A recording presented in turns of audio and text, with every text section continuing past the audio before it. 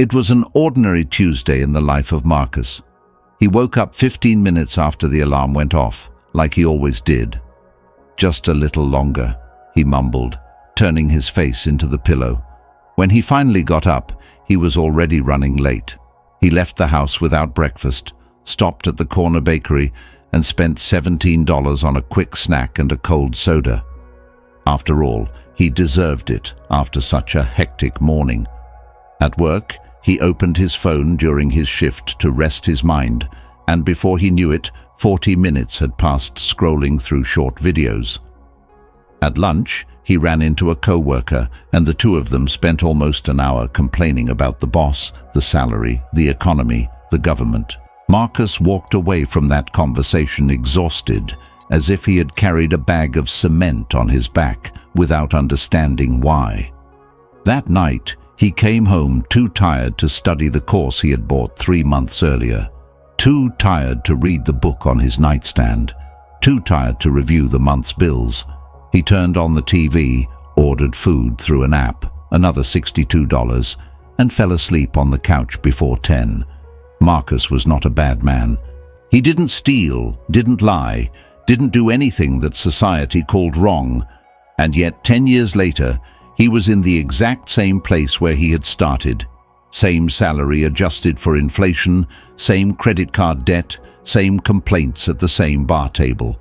What Marcus couldn't see was that his poverty didn't come from a great tragedy.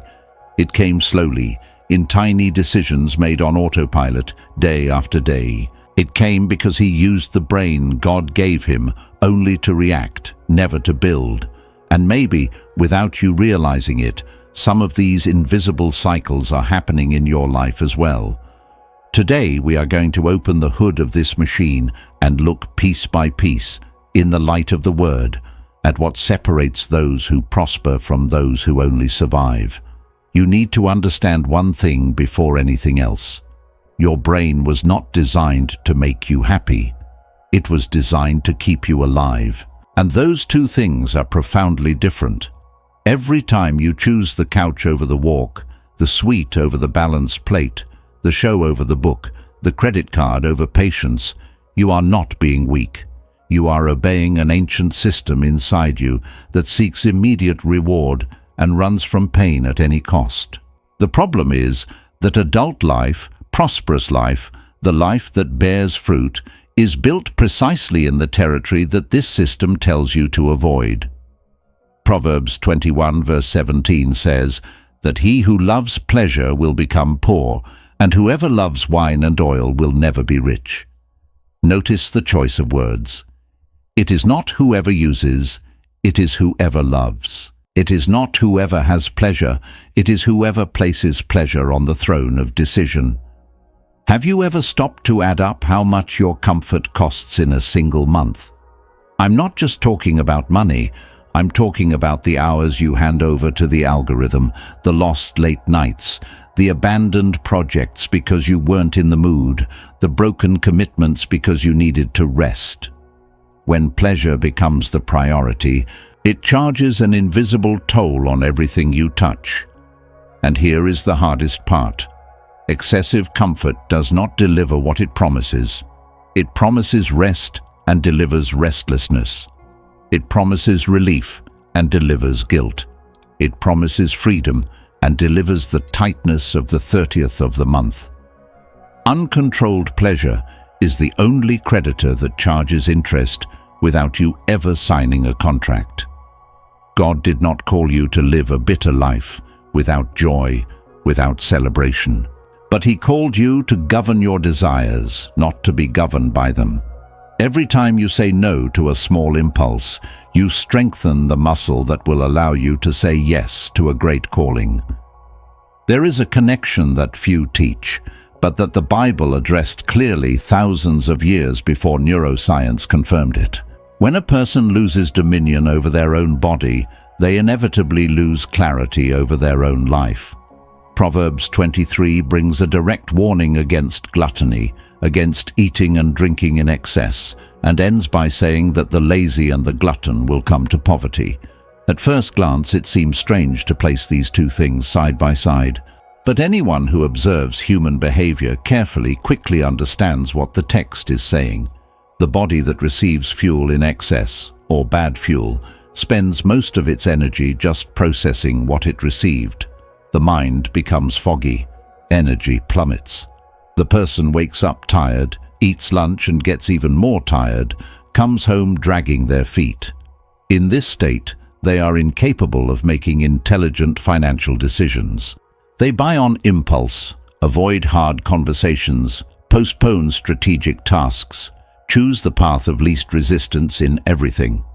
It is no coincidence that modern studies on productivity and income point to correlations between physical health and the capacity to generate value. The person who takes care of their body is not being vain. They are protecting the main instrument through which they will accomplish everything they dream of doing. When someone eats without awareness, sleeps without discipline, and moves their body only the strict minimum, that person starts to notice that ideas don't come like they used to. Solutions take longer. Creativity disappears. Problems look like mountains when they were once just stones. And, without understanding the origin, they attribute this to age, to luck, to the market, to anything except the real culprit. The neglected temple. Physical self-control is not vanity. It is stewardship. It is recognizing that the body is the vehicle for every work that God wants to do through you, and that a poorly maintained vehicle simply does not reach its destination. I need to confess something to you, because it would be dishonest to speak about this subject without including myself in it. The most expensive phrase in my life was not a contract mistake, nor a bad investment, nor an impulsive purchase. The most expensive phrase in my life was just a little more, just a little more sleep, just one more episode, just 5 more minutes on the phone. I'll start tomorrow. I'll get back to it on Monday. I'll organize my finances after this month. I have said this phrase in so many variations that I have lost count, and in each one of them, I swore to myself it would be the last time. Proverbs 6 describes this trap with almost surgical precision. The text speaks of the sluggard saying, "A little sleep, a little slumber, a little folding of the hands to rest," and then it concludes that poverty arrives like a traveler and need like an armed man. It doesn't come all at once. It comes walking. It comes getting closer while you doze. I understood too late that procrastination is not a laziness problem. It is an identity problem. When I postpone what needs to be done, I am silently telling myself, I am not the kind of person who does this. And the more I repeat this pattern, the more this identity cements itself inside me. What is dangerous about just a little more is that it never seems serious in the moment. 15 extra minutes of sleep hurts no one. One more day to start the diet changes nothing. One more week to review the budget seems reasonable. But life is not built in the now, it is built on the sum of all the nows. And when I look back and see 10 years of just a little more stacked up, I understand where the life I could have lived went. Today I learned to ask a different question. When the impulse to postpone arrives, I no longer ask, do I want to do this now? I ask, what kind of person am I becoming if I postpone one more time? That question changes everything. Now I need to speak with you about something that is probably sabotaging your life without you noticing. And maybe this is the most delicate point in this entire message, because it involves a habit so common that it has become culture. Have you ever noticed how certain people seem to attract opportunities while others seem to scare them away? It is not luck. It is not destiny. In many cases, it is the tongue. Proverbs 18, verse 21, declares that death and life are in the power of the tongue. It is not a poetic metaphor. It is a spiritual and practical principle at the same time. Every word that comes out of your mouth is building or destroying something. Your reputation, your relationships, your future partnerships, the perception that people have of who you are. When you take part in a gossip circle, even if you think you are just listening, your subconscious registers, "I am the kind of person who comments on the lives of others." And more seriously, the people around you register this too. That co-worker who laughed along at someone else's story, he will never introduce you to an important contact. He will never recommend you for a position. He will never propose a partnership, not because he hates you, but because his instinct knows that at some point you will talk about him too. And the chronic complaining? Maybe it is even worse. The person who complains about everything trains their own brain to see problems in any scenario. When an opportunity appears, they only see the obstacles. When a door opens, they only see the draft of air. You cannot build wealth with eyes that have only been trained to see what is missing. Notice the people you admire financially. Pay attention to how they speak. Almost none of them live in complaint. Almost none of them comment on the lives of others. They talk about projects, about solutions, about lessons learned, about people they admire. Their mouths build the world they inhabit. You want to change levels? Start by auditing your own speech for a week. You will be shocked at what you discover.